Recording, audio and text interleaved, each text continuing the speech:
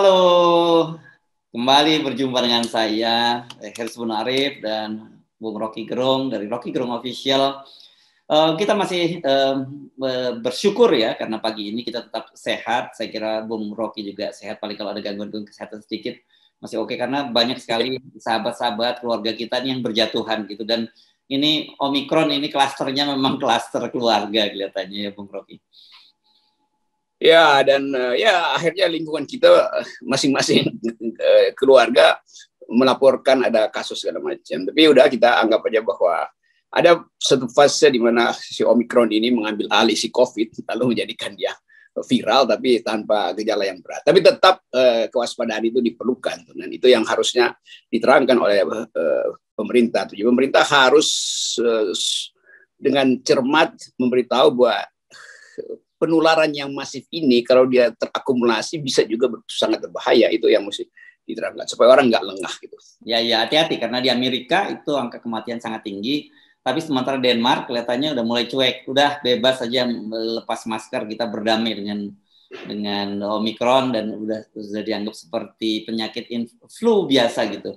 Kan kita ingat dulu itu janjinya yang akan besar, yang akan banyak di Indonesia itu unicorn. Kok sekarang tiba-tiba yang paling banyak malah Omikron.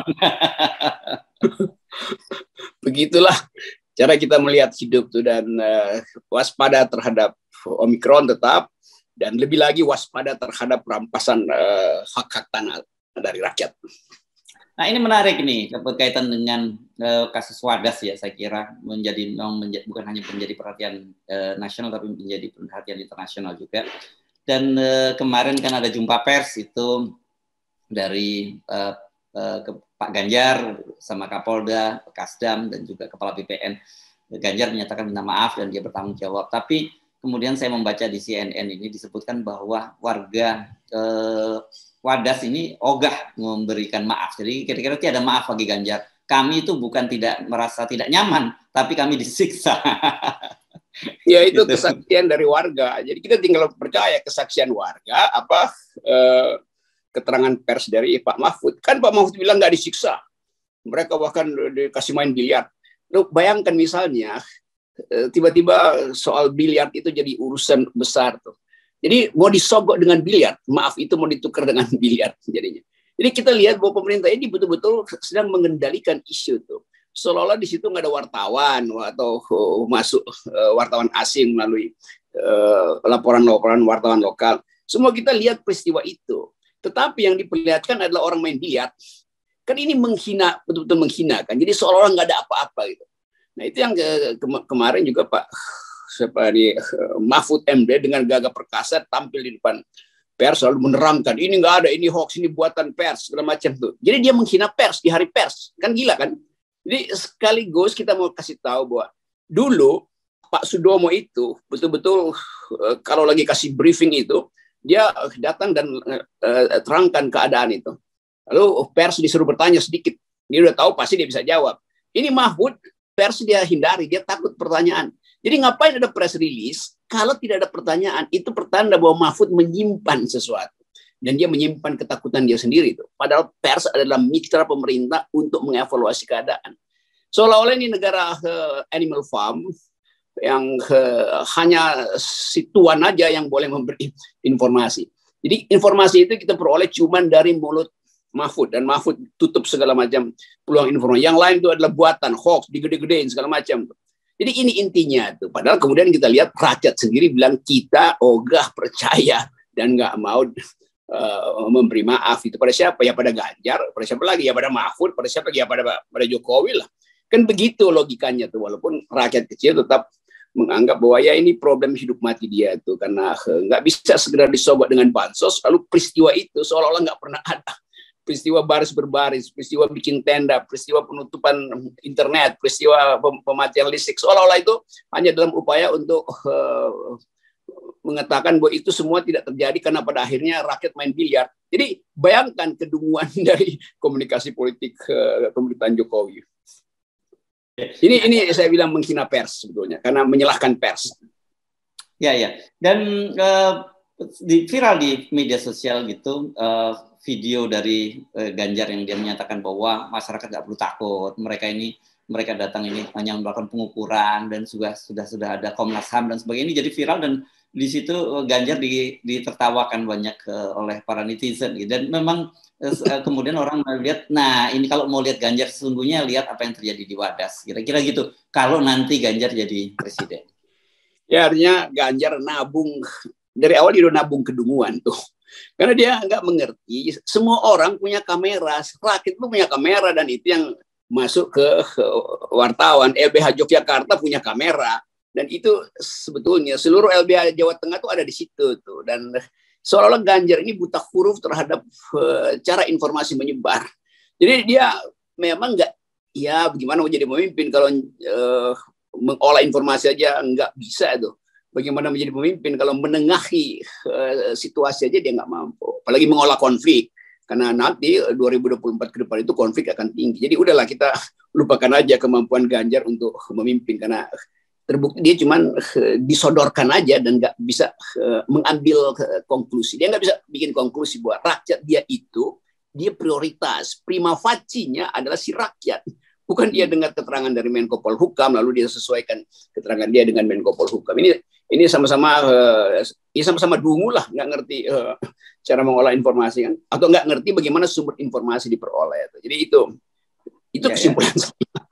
Menurut saya agak mengherankan kalau Ganjar tidak memahami soal pengaruh media sosial, karena dia sendiri sejauh yang saya pahami orang yang memahami ini, karena kan dia memanfaatkan media sosial ini betul-betul untuk pencitraan dia kan, sampai kemudian disindir-sindir oleh Puan Maharani kan. Anda masih ingat waktu itu ada pemimpin medsos gitu ya disebutnya. Jadi orang sekarang tiba-tiba ingat, Mbak Puan bener dong kalau gitu Pak Ganjar ya, ini cuma pemimpin medsos karena ternyata dia nggak ngerti realitas yang terjadi di Wadas. Memang Puan Maharani benar sekali, karena kalau misalnya Ganjar tidak dungu dalam soal medsos, dia datang ke desa Wadas dan dia bikin vlog dari situ, saya bersama rakyat. Itu pasti viral justru. Karena selama ini kan dia menghindari dari situ kan, karena dia tahu bahwa dia akan dihajar rakyat di situ. Dia mungkin berhitung kalau dia bikin vlog dari situ bahwa Ganjar bersama sepeda misteriusnya itu bersama rakyat Wadas, lalu dia bikin foto dari situ. Dari masjid dia pindah ke sawah segala macam. Nah, itu baru namanya pemimpin. Dia akan tunjukkan bahwa Mbak Puan, saya ini ada di tengah-tengah konflik dan saya bisa tangani itu. Nah, ini kan cuma pertandingan antara Puan dan Ganjar, dan sekarang Puan menang banyak itu karena ternyata Ganjar memang cuma bisa foto-foto doang di jalan raya di mana ada tim. Dia nggak berani masuk sendiri ke rakyatnya sendiri, bertatapan mata dengan rakyat sendiri. Saudara Ganjar itu JPEG. Ya, mungkin sekarang saya membayangkan Mbak Puan juga bilang buah KT juga AP, kira-kira. Ya, itu poin besar buat Mbak Puan. Jadi Mbak Puan juga harusnya datang ke situ sekarang kan, buat tekan bahwa ini warga saya loh. Saya pemimpin PDIP dan saya tahu di sini pendukung PDIP banyak dan saya datang. Jadi saya kira Mbak Puan lagi bersiap-siap untuk datang ke Wadas. Itu baru kita lihat bahwa peristiwa politik sedang berlangsung di Wadas. Oke, Morok ini memang kita kemarin bahas kan, kecaman itu bermunculan. Ya, PP Muhammadiyah itu sejak hari kemarin, sejak tanggal hari kemarin itu kan hari Rabu ya, hari Selasa PP Muhammadiyah sudah mengecam itu kan. NU juga kemudian hari Rabunya juga melakukan kecaman. Dan kalau saya lihat kan culture-nya ini culture NU ya, kalau kita lihat ketika mereka sedang di masjid, kemudian mereka membaca doa-doa itu, saya kira itu culture NU. Jadi wajar kalau NU juga merasa agak terusik dengan apa yang terjadi di Wadas. Betul, ulama itu dia nggak mungkin berbohong itu. Mungkin dalam peristiwa politik petinggi-petingginya bikin semacam siksak politik. Tetapi di bawah itu rakyat NU Muhammadiyah itu diasuh oleh guru-guru agama yang sangat peka dengan ketidakadilan. Karena itu reaksi Muhammadiyah dan NU adalah reaksi rakyat. Jadi kalau misalnya orang semacam Mahfud MD ngerti tentang NU dan Muhammadiyah, seharusnya dia ngerti, dia nggak akan bikin konferensi pers yang konyol, yaitu bicara cepat-cepat dan bahkan dengan emosi menerangkan bahwa ini pers nih yang gede-gede ini. Lalu dia pergi tuh. Begitu pers mau tanya, dia langsung masuk kamar tuh. Ini kan pengecut namanya kan. Bagaimana coba kita mau percaya orang yang bahkan lebih buruk dari Pak Domo dulu kalau kasih konferensi pers tuh.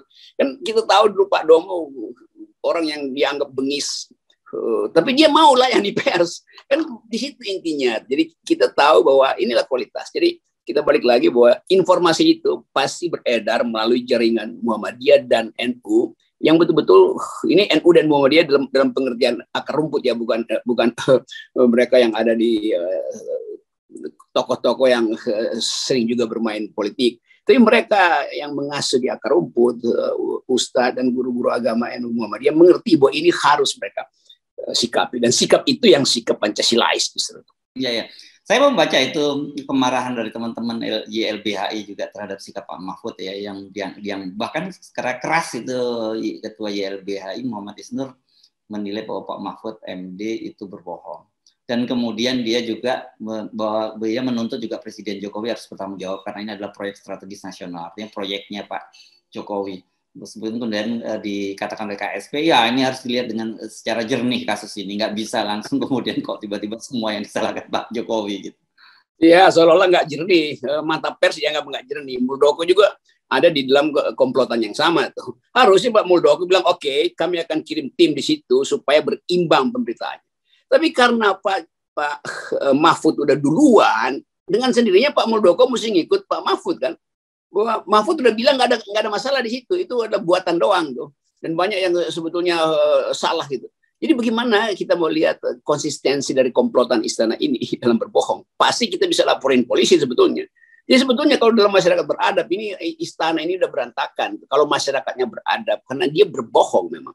Dan itu sebetulnya perjanjian publik kita, perjanjian politik kita adalah setiap pejabat istana harus bisa diverifikasi ucapannya. Cara verifikasi apa? Ya konferensi pers. Justru itu cara verifikasi. Konferensi pers artinya ucapkan statement lalu buka tanya jawab. Sekarang itu tidak terjadi karena itu Muldoko juga ikut-ikutan aja tuh. Ya ini mesti clear. Apa yang nggak clear kalau seluruh video itu udah beredar sampai seluruh dunia. Jadi dianggap bahwa pers itu, LBH segala macam itu, dan seniman-seniman termasuk LSM itu berbohong membuat apa namanya itu video vlog itu tuh itu konyolnya pemerintah. Dia masih ada di dalam Orwellian politics, so, the big brother is watching you gitu kan. Jadi seolah-olah nggak ada demokrasi, dan memang nggak ada demokrasi di dalam Orwellian politics. Oke, Bung Rocky, tapi satu hal sekarang ini selain soal pemerintahan Jokowi, saya kira kita bolak-balik kita bahas. Tapi kita melihat orang itu kan melihat Ganjar itu sebagai next Jokowi, gitu ya. Kalau kita lihat gerakan-gerakan di lapangan, timnya yang mendukung itu adalah Jokowi mania dan sebagai gayanya dia persis meniru apa yang dilakukan, track yang dilakukan oleh Jokowi gitu. Tapi ini kelihatannya tidak terlalu mulus, dan saya sih membayangkan apa yang dilakukan oleh Ganjar dengan terjadi di Wadas, dia seperti sedang membangun istana pasir gitu, yang dia susah payah bangun, tapi dalam waktu sekejap ketika ada ombak hancur semua, ini berantakan. Ya itu karena dia bukan ngutip, apa namanya nih? Lah, atau bukan. Dia memalsukan identitas dia supaya dia bisa dekat dengan Jokowi kan. Jadi inilah bahayanya kalau Ganjar mau nunggangi cara Jokowi itu. Dan orang melihat bahwa iya memang akhirnya kita tahu bahwa Ganjar itu cuman next Jokowi.